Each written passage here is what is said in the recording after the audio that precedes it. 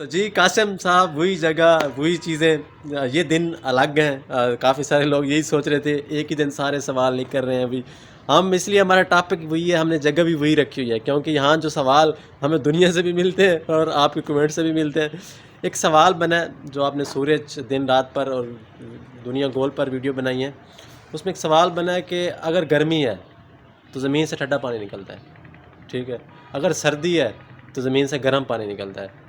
तो इसी तरह किसी दरिया में चले जाएं तो उसकी ऊपर वाली लेयर जो होती हैं वो अपोजिट मतलब मौसम के लिहाज से होती हैं, नीचे वाली जो लेयर होती है मौसम से अपोजिट की होती हैं। अगर मतलब ऊपर सर्दी है तो नीचे गर्म पानी होगा, अगर ऊपर गर्मी है तो नीचे ठंडा पानी होगा। इसकी क्या रीज़न है?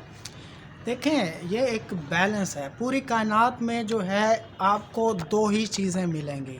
ये सिर्फ मैं अपनी ज़मीन की बात नहीं कर रहा। जैसे कहते हैं ना, ये पूरी फ़िलॉसफी है कि एक चीज़ का अपोज़िट होता है, एक हाथ है उसकी दूसरी चीज़ भी होती है। तो जैसे सर्दी है वैसे गर्मी है। सर्दी हमारी कनेक्टेड है वैसे हमारी कायनात से, और गर्मी हमारी कनेक्टेड है किससे? सूरज से। अगर हमारा सूरज ख़त्म हो जाए तो इस दुनिया पे और इस कायनात में ज़िंदगी ख़त्म हो जाएगी। क्यों?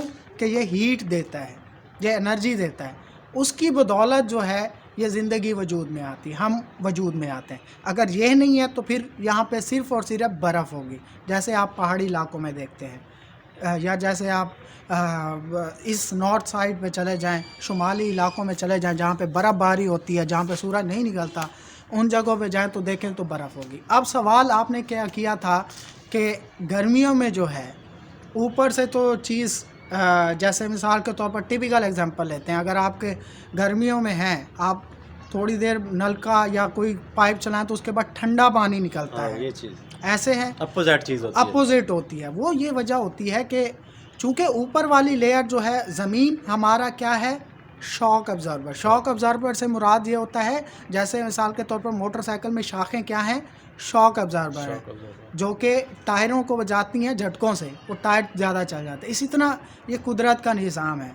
जब ऊपर गर्मी होगी तो ज़मीन जो है क्या करेगी? वो हीट को रिफ़्लेक्ट कर देगी। ज़मीन जो है हमारी, जो मिट्टी है, उसका काम क्या है? जो गर्मी अगर होगी तो वो एक लिमिट तक जाएगी गर्मी, यानी ज़मीन अगर नीचे कितने किलोमीटर गहरी होती है, नीचे से पानी आता है ना, तो वो क्या करती है, जब ऊपर गर्मी होती है तो एक ख़ास लिमिट तक जाती है ज़मीन, उसके बाद ठंडी हो जाती है। और रात में भी आपको पता है जब सूरज डूब जाता है, गर्मियों की हम बात कर रहे हैं, तो ज़मीन क्या हो जाती है? जब आप छिड़काव करते हैं, छिड़काव क्यों करते हैं? ताकि ज़मीन ठंडी हो जाए, उसके बाद ज़मीन अंदर से आपको कूल सी फीलिंग आती है। ज़मीन का काम ही यही है कि जो सूरज की रोशनी आ रही है उसको ख़ास हद तक रखना है, उसके बाद जो है उसको बाकी रेडिएशंस को वापस कर देना। तो इसीलिए जो है जब सूरज की रोशनी ज़्यादा होती है, ज़मीन नीचे वाले पानी को उसके नॉर्मल टेम्परेचर पे रखती है, यानी ठंडे पानी की तरह, ठीक है ना। और सर्दियों में भी पानी का टेम्परेचर वही रहेगा, लेकिन चूँकि बाहर सर्दी ज़्यादा होती है तो वो सर्दी अंदर नहीं जाएगी, वो पानी उसका टेम्परेचर वही रहेगा। सही है, समझ आई इस बात आपको? ऐसे ही समझ लें जैसे आप किसी चीज़ में पानी रखते हैं, थर्मास है, थर्मास क्या है? आपने गर्म चाय उसमें डाली, बाहर बेशक जितनी मर्ज़ी ठंड हो, अंदर टेम्परेचर सही रहेगा। तो ज़मीन के अंदर जो चीज़ें होती हैं उनका टेम्परेचर ठीक रहता है, एक फ़िक्स टेम्परेचर रहता है। तो ऊपर चाहे सर्दी हो चाहे गर्मी हो, पानी का टेम्परेचर ठीक होगा। अब आप कहेंगे कि सर्दियों में वो पानी गर्म क्यों लगता है? वो इसलिए कि वो टेम्परेचर अब हमारी बॉडी के मुताबिक होता है, वो गर्म नहीं होता, लेकिन हमें गर्म इसलिए लगता है कि बाहर सर्दी होती है।